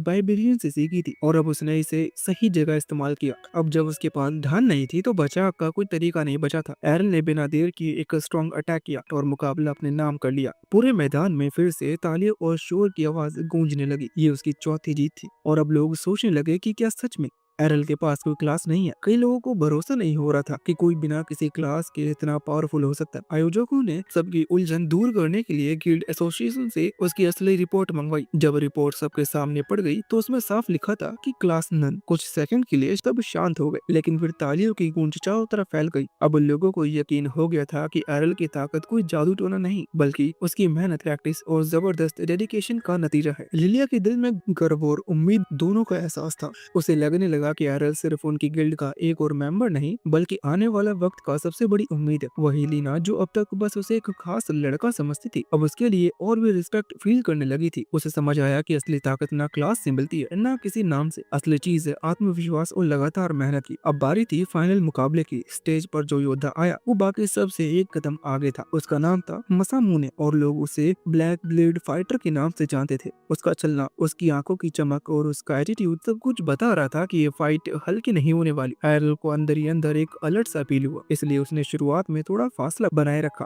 और उसकी हर हरकत पर नजर रखी। दूसरी तरफ मसामुने को लग रहा था कि एरल जल्द वापस आएगा और वो उसे एक ही बार में खत्म कर देगा, लेकिन जब एरल ने दूरी बनाए रखी तो उसके प्लान में थोड़ी दिक्कत आने लगी। थोड़ी देर बाद मसामुने ने मुस्कुराते हुए कहा कि अब वो अपनी अल्टीमेट मूव दिखाएगा। ये सुनकर एरल के चेहरे पर भी हल्की सी मुस्कान आई, जैसे उसे भी अब दिलचस्पी हो गई हो कि सामने वाला क्या करने वाला है। एरल धीरे धीरे आगे बढ़ा और उसकी अटैक रेंज में आ गया। तभी मसामुने की तलवार बिजली की तरह चमकी और इतनी स्पीड से आई कि देखने वालों को लगा जैसे टाइम स्लो हो गया हो। तलवार सीधा एरल की गर्दन की तरफ आ रही थी, लेकिन अगले ही पल कुछ ऐसा हुआ कि सब दंग रह गए। एरल वहां से गायब हो चुका था। मसामुने की आंखें खुली रह गई। उसे समझ में नहीं आया कि एरल अचानक कहाँ गया। तभी उसके पीछे से एक हल्की सी आवाज आई और जैसे ही उसने मुड़कर देखा, एरल उसके ठीक पीछे खड़ा था, बिल्कुल शांत, जैसे कुछ हुआ ही ना हो। तब एरल ने बताया कि उसने ट्रेनिंग किसी ऐसे इंसान से ली थी जिसकी स्पीड मसामुने से भी कहीं ज्यादा थी, इसलिए वो ऐसे तेज अटैक को देखकर समझ सकता है कि उन्हें आसानी से चकमा भी दिया जा सकता है। अभी लड़ाई सिर्फ ताकत या स्पीड की नहीं रह गई थी,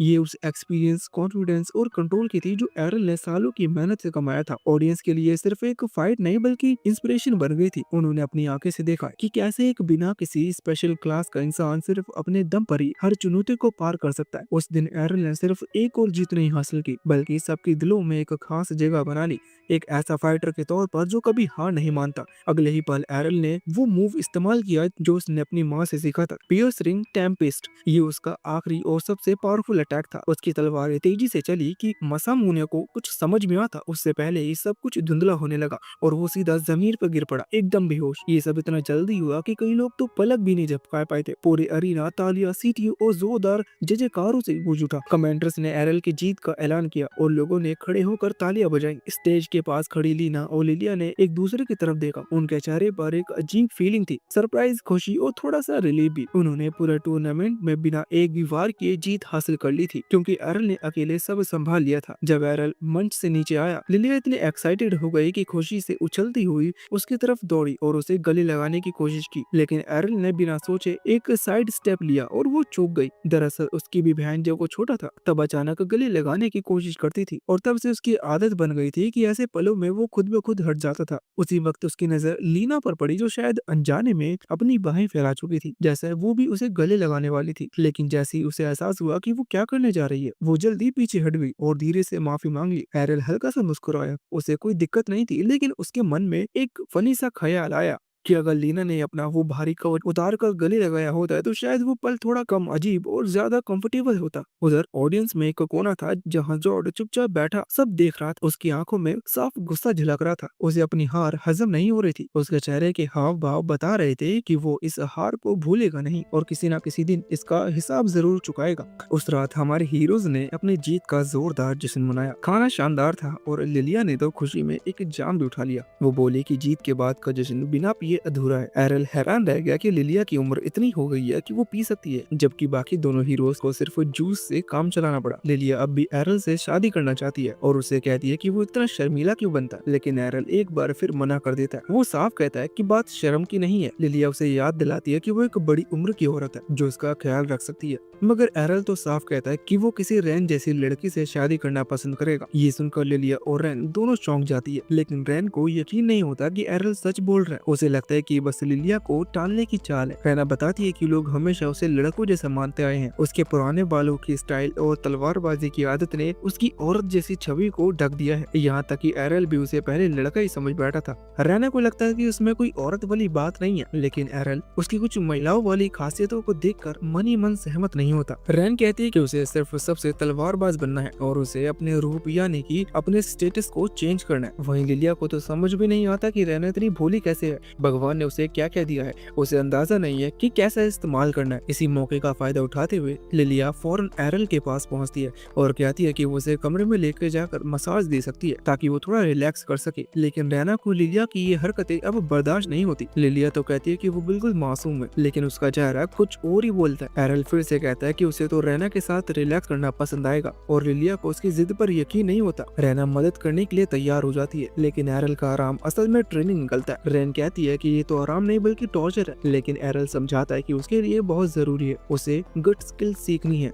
और इसके लिए उसे तब तक मार खाना पड़ेगा जब तक कि वो हद से पार न चला जाए। इस ट्रेनिंग के लिए उसे ऐसे साथी की जरूरत है जिस पर वो भरोसा कर सके और उसके लिए रैना से अच्छा कोई नहीं। रैना को अच्छा लगता है कि एरल उस पर इतना भरोसा करता है, लेकिन बिना किसी बचाव के उसे पीटना कुछ ज्यादा ही क्रूर लगता है। लेकिन तभी रॉड वहाँ आकर चिल्लाता है कि सब चुप रहो ताकि मैं सो सकूं। वो पूछता है कि इतनी रात को शोर क्यों मचा रहे हो, क्या कोई टूर्नामेंट हार गया है? लिलिया फौरन बताते कि उन्होंने तो ब्लैक ब्लेड जैसी मशहूर टीम को हरा दिया है। रॉड को यकीन नहीं होता और वो सोचते हैं कि शायद ब्लैक ब्लेड ने अपने नए लोगों को भेजा होगा, लेकिन लिलिया बताते हैं कि उनके सभी विरोधी ए रैंक के वाले थे। जब वो ये भी बताता है कि एरल ने अकेले ही सबको हरा दिया तो रॉड हैरान रह जाता है। अब उसे लगता है कि ये लड़का वाकई में बहुत ताकतवर है। लिलिया ये खुशखबरी भी देती है कि इस जीत से उन्हें इतनी कमाई हुई है कि गिल्ड की सारी जरूरतें भी पूरी हो जाएंगी। वो कहती है कि अब उनका गिल्ड फिर से अपने पुराने दौर में लौट सकता है, लेकिन रॉड को उसकी ये उम्मीदें ज्यादा लगती है। उसका कहना है कि इस दुनिया की सच्चाई कुछ और है। ऐसे ताकतवर लोग ज्यादा दिन किसी छोटे गिल्ड में नहीं रुकते, उन्हें बड़ी गिल्ड्स पैसे और ताकत का लालच देकर अपनी तरफ खींच लेती है। लेकिन लिलिया बताती है कि उसने इसका इंतजाम भी कर लिया है क्योंकि वो एरल से शादी करने वाली है, जिससे वो गिल्ड छोड़ ही नहीं पाएगा। एरल फिर से याद दिलाता है कि उसने ऐसा कोई वादा नहीं किया। रॉड को और भी निराशा होती है और वो अपनी बेटी से कहता है कि इस गिल्ड को बचाने की कोशिश बेकार, उसे अपनी जिंदगी किसी बेहतर काम में लगानी चाहिए। तभी एरल पहली बार कुछ बोलता है और लिलिया की तरफदारी करता है। एरल ने जब देखा कि रॉड हमेशा हार मानकर बैठा रहता है तो वो चुपचाप नहीं रह पाया। उसने कहा कि भले ही लिलिया दिमाग से थोड़ी खाली हो, लेकिन वो कम से कम कोशिश तो करती है, जो कि उस इंसान से कहीं बेहतर है जो हार मानकर कुछ करता नहीं। रॉड को ये सीधा सपाट बहुत बुरी लगती है, लेकिन एरल को हैरानी थी कि रॉड आखिर कब तक ऐसे ही मायूस बना रहेगा। एरल ने उसे याद दिलाया कि उसके पास अभी भी एक हाथ है और वो अब भी तलवार चला सकता है, मगर ये बात रॉड को भड़का देती है। उसने एरल को झपट लिया और गुस्से में कहा कि उसे रॉड की हालत का जरा भी अंदाजा नहीं है। रॉड का क्लास ड्यूअल स्वॉर्डमैन था और जब वो अब 2 तलवार नहीं चला सकता तो उसके सारे स्किल बेकार हो चुके हैं। स्किल सिर्फ एक बार मिलते हैं और अब वो किसी काम के नहीं रहे। एरल मानता है कि उसे रॉड की पूरी सिचुएशन नहीं पता, लेकिन वो खुद भी मुश्किलों से गुजरा है। उसका तो कोई क्लास ही नहीं था, ना कोई स्किल ना कोई पावर। ये सुनकर रॉड और ज्यादा झुंझला जाता है और वहाँ से चला जाता है। लेकिन एरल ये महसूस करता है कि रॉड के अंदर आज भी जबरदस्त ताकत है, भले ही वो खुद को बेकार समझ रहा हो। एरल को लगता है कि रॉड आज भी एक महान तलवारबाज बन सकता है, लेकिन उसने खुद को छोड़ दिया है। लिलिया फिर भी एरल की बातों के लिए उसका शुक्रिया अदा करती है। उसे लगता है कि शायद ये बात उसके पिता के दिल तक पहुंच गई होगी। रैना भी मानती है कि रॉड एक अच्छा इंसान है, बस उसे फिर से अपनी जुनून और मकसद ढूंढने की जरूरत है। एरल को भी उम्मीद है कि रॉड दोबारा ट्रेनिंग शुरू करेगा और वो खुद उससे कुछ सीखना चाहता है, क्योंकि ड्यूअल स्वॉर्ड्समैन से सीखने को बहुत कुछ हो सकता है। एरल के सीखने की भूख देखकर लिलिया उसे सुझाव देती है कि वो एक बार डंजन में ट्राई करे। रैना हैरान रह जाती है जब उसे पता चलता है कि एरल को डंजन के बारे में कुछ भी नहीं पता। दोनों लड़कियां बताती हैं कि तलवारों के शहर के नीचे एक विशाल डंजन है जिसमें जाल ही जाल बिछे हैं और हर जगह खतरनाक मॉन्स्टर्स हैं। ये सुनकर एरल में एक अजीब सी एक्साइटमेंट आ जाती है। रैना भी जाने को तैयार हो जाती है क्योंकि उसे सोर्ट्स गुड टूर्नामेंट की तैयारी करनी है। एरल को इसका भी कुछ पता नहीं होता, जिससे लड़कियां समझ जाती है कि ये लड़का वाकई एक गाँव से आया है और शहर की दुनिया से बिल्कुल अनजान है। शॉर्ट शूट टूर्नामेंट असल में पूरे शहर का सबसे बड़ा मुकाबला होता है,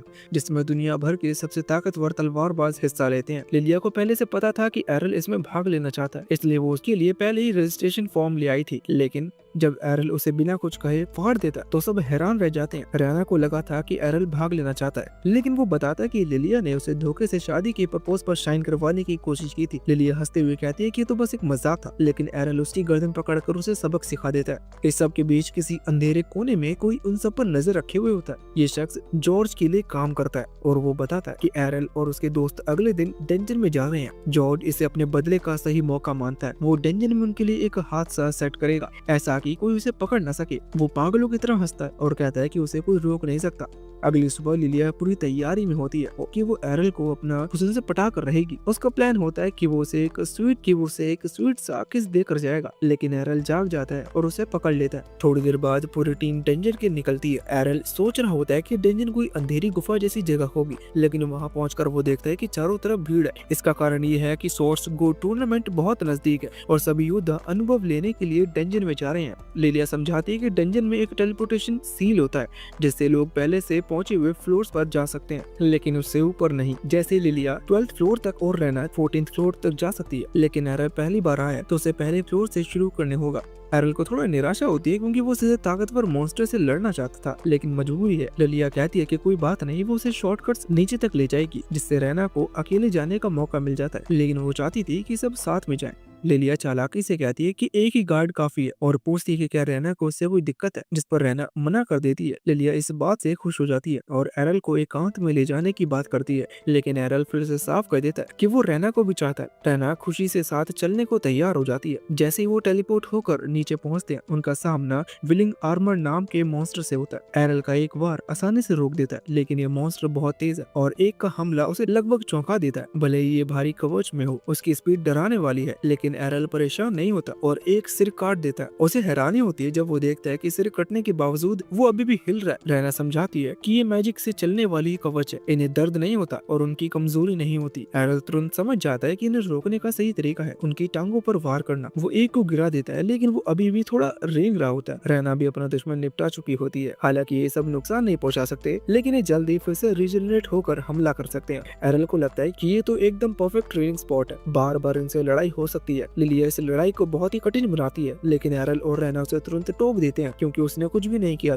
लिलिया कहती है कि वो जानबूझकर पीछे नहीं रही, बस एरल और रैना बहुत तेज थे, लेकिन एरल और रैना उसे तुरंत टोक देते हैं क्योंकि उसने कुछ भी नहीं किया था। लिलिया कहती है कि वो जानबूझकर पीछे नहीं रही, बस एरल और रैना बहुत तेज थे। इससे एरल को पहली बार ये सवाल आता है कि आखिर लिलिया का क्लास क्या है। लिलिया गर्व से कहती है कि वो एक फेंसर है और चाहे तो उसे कोई भी स्किल सिखा सकती है, एकदम डिटेल में। एरल को स्किल सीखना बहुत पसंद है, तो वो सोचता है कि फेंसर के बाद एक एडवांस क्लास क्या होता है। उसे याद आता है कि उसकी माँ का क्लास स्वॉर्ड प्रिंसेस था और लिलिया से कुछ नया सीखने को नहीं मिलेगा। लिलिया को ये बात बुरी लगती है क्योंकि उसे लगता है कि इसके लिए एकमात्र चीज है जो एरल उसमें देखता है। फिर भी वो कहती है कि वो उसे कुछ सिखा सकती है, जो कि है दया, लेकिन एरल उसे नजरअंदाज करके आगे बढ़ जाता है। उसी वक्त उन्हें किसी की मदद के लिए पुकार सुनाई देती है। वो एक बुरी तरह घायल लड़का होता है जो बताता है कि उसने एक नया रूम खोला है और वहाँ खतरनाक ट्रैप में फंस गया। ये डंजन में आम बात है, लेकिन उसकी चिंता है कि उसके दोस्त अब भी उस कमरे में फंसे हुए हैं। वो नहीं चाहता कि वो उन्हें छोड़कर बाहर निकले, इसलिए वो हीरोज से उन्हें बचाने की भीख मांगता है। रैना तुरंत मदद करने को तैयार हो जाती है, लेकिन लिलिया रुकने को कहती है। रैना को लगता है कि शायद प्लान बनाने के लिए कह रही है, लेकिन लिलिया तो कुछ और ही सोच रही होती है। उसका कहना होता है कि जब तक मेहनत की सही कीमत न मिले, जब तक कोई काम नहीं करना चाहिए। एरल को यकीन नहीं होता कि वही लड़की है जो कि थोड़ी देर पहले उसे दया सिखाने की बात कर रही थी। लिलिया कहती है कि डेंजन की दुनिया में सब अपने लिए जीते हैं, अगर मदद चाहिए तो कीमत चुकानी होगी। तभी घायल लड़का लिलिया को पहचान लेता है। खुश होकर बताते हैं कि वो ब्यूटीफुल स्पोर्ट्समैन मैगजीन के स्पेशल एडिशन में आ चुकी है और सोचती है कि अब वो फेमस हो रही है। लेकिन ये लड़का बताता है कि उसने एक आर्टिकल पढ़ा था जिसमें लिलिया को एक बेवकूफ और एक बदनाम गिल्ड की मेंबर बताया गया था। लिलिया उस आदमी की बात सुनकर गुस्से में तिलमिला उठती है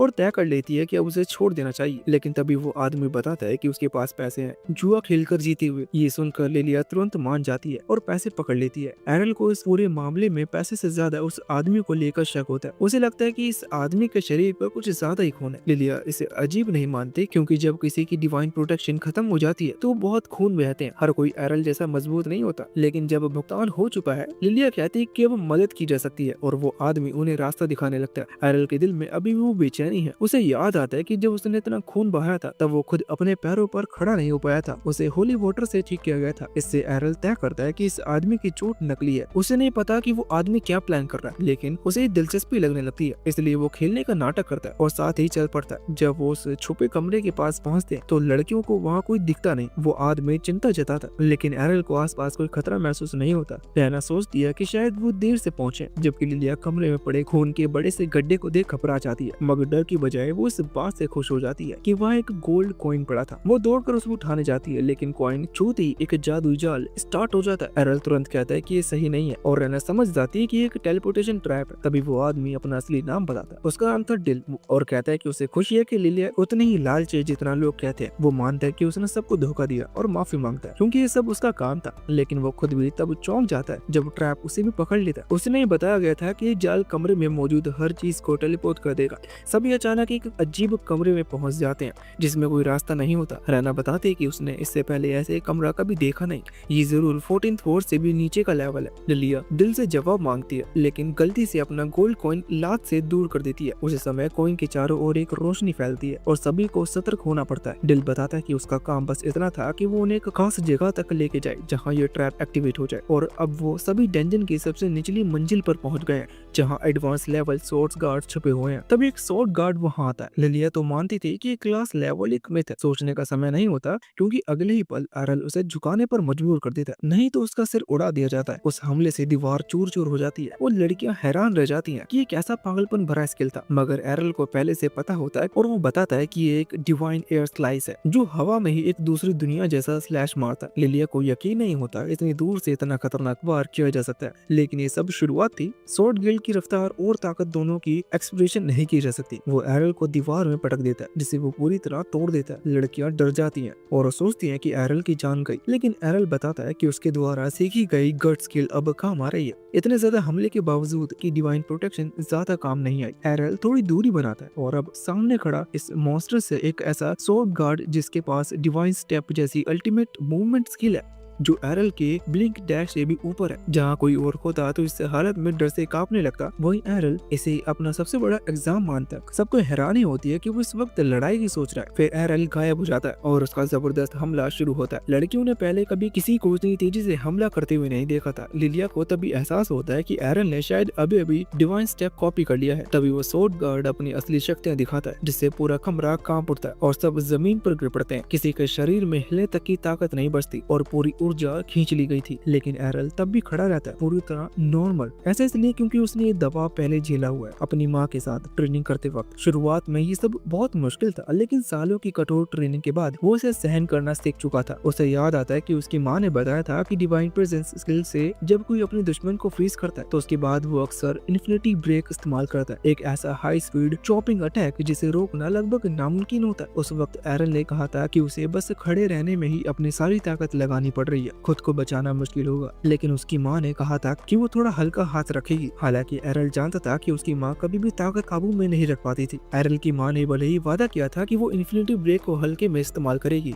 लेकिन उसने फिर से वही गलती दोहरा दी। उसने पूरी ताकत से हमला किया और लगभग पूरा जंगल तबाह कर दिया। अब इस पल में जब एरल खुद ही उसी स्किल का सामना कर रहा था, उसे अपनी माँ की पागल ट्रेनिंग का महत्व समझ आया। जब गॉड वही खतरनाक इन्फिनिटी ब्रेक स्किल तैयार करते हैं तो एरल लिलिया की गोल्ड कॉइन से उसका ध्यान भटकाता है। फिर वो हवा में उछाल लगाकर खुद वो स्किल इस्तेमाल करता है जिसे उसने इतने सालों से सीखा। उसके वार से वो तलवार पूरी तरह चूर चूर हो चुकी थी। लिलिया अपने पति पर फूली नहीं समाती, मगर एरल को फिर याद दिलाना पड़ता है कि वो शादी नहीं कर रहे। रहना थोड़ी सहज हो जाती है, लेकिन लिलिया बीच में टपक पड़ती है और उन्हें याद दिलाती है कि अभी रास्ता ढूंढना बाकी है। तभी एक रोशनी दिखाई देती है जिसे देख एरल सोचता है कि शायद फिर कोई मजबूत दुश्मन मिलेगा, लेकिन ये असल में एक टेलीपोर्टेशन स्पेल होता है। सब समझ जाते हैं कि बाहर निकलने का रास्ता है और लिलिया डील को भी साथ चलने के लिए कहती है। डील हैरान होता है, उसे लगता है कि उसे छोड़ दिया जाएगा या पीट दिया जाएगा। उधर एक बार में रोड एरल की बातों को याद करता है कि एक हाथ से भी लड़ाई मुमकिन है। रोड को ये बात हजम नहीं हो रही। तभी कुछ लड़के पास की टेबल पर बैठकर हंसते हुए बात करते हैं कि उन्होंने कैसे कुछ बेवकूफ एडवेंचर्स को एक टेलीपोर्टेशन ट्रैप में फंसा दिया। शुरुआत में वो कहते हैं कि डील को छोड़ने में थोड़ा बुरा लगा, लेकिन फिर खुलकर हंसते हैं। असल में उन्होंने जानबूझकर डील को ट्रैप के बारे में पूरा सच नहीं बताया ताकि उन्हें ज्यादा हिस्सा मिल सके। वो ड्रैगन पैंग ग्रीड को घटिया बताते हैं और रॉड ये सब सुन लेता है। रॉड गुस्से में उनका टेबल तोड़ देता है और पूछता है कि उन्होंने उसकी बेटी के साथ क्या किया। तभी जॉर्ज वहाँ आता है, लेकिन जॉर्ज कहता है कि वो बस उसे दयालुता में उसे खबर देने आया है कि लिलिया और उसके दोस्त एक खतरनाक कमरे में चले गए हैं। रॉड को समझ आ जाता है कि ये सब जॉर्ज की ही चाल है। वो उस पर हमले करने की कोशिश करता है, मगर जॉर्ज आसानी से बच जाता है। रॉड अंदर से टूट जाता है और लिलिया के लिए चिल्लाता है, लेकिन तभी लिलिया और उसके दोस्त बार में पहुंच जाते हैं। वो जश्न मनाने आए हैं। रॉड को चैन मिलता है कि उसकी बेटी जिंदा है, लेकिन लिलिया बताती है कि ये सब जॉर्ज की चाल थी और अगर एरल नहीं होता तो शायद वो सब मारे जाते। एरल बताता है कि उन्होंने स्वॉर्ड गॉड को हराया और सही सलामत लौटे। डील ने सब कुछ कबूल किया और बताया कि जॉर्ज ही इसके पीछे था। जॉर्ज कहता है कि उसने कुछ भी गलत नहीं किया क्योंकि डेंजर में हर कोई अपनी सुरक्षा का खुद जिम्मेदार होता है। रॉड कहता है कि जॉर्ज इससे बच नहीं पाएगा, लेकिन जॉर्ज उसे बस एक शराबी कहता है और वहाँ से निकल जाता है वापस अपने गिल्ड में। जॉर्ज गुस्से में अपना कमरा तहस नहस कर देता है। उसका पूरा प्लान पूरी तरह से फेल हो गया। वो मान नहीं पा रहा था कि एरल और उसके साथी अभी भी जिंदा है। जब से स्वॉर्ड प्रिंसेस गायब हुई है और उसने ड्यूअल स्वॉर्ड किंग को हराया, तब से वो सोच रहा था कि अब वो सबसे ताकतवर तलवारबाज बनेगा, लेकिन अब एक बिना क्लास वाला लड़का उसके रास्ते में खड़ा है। तब इसके कमरे में एक धुंध भर जाती है और एक रहस्यमय तलवार प्रकट होती है। एक गहरी डरावनी आवाज गूंजती है जो जॉर्ज की नफरत और बदले की भावना को महसूस कर पा रही है। वो कहती है कि वो जॉर्ज की ये खौफनाक भावना देख सकती है और अब वक्त आ गया है कि उसकी चाहत पूरी की जाए।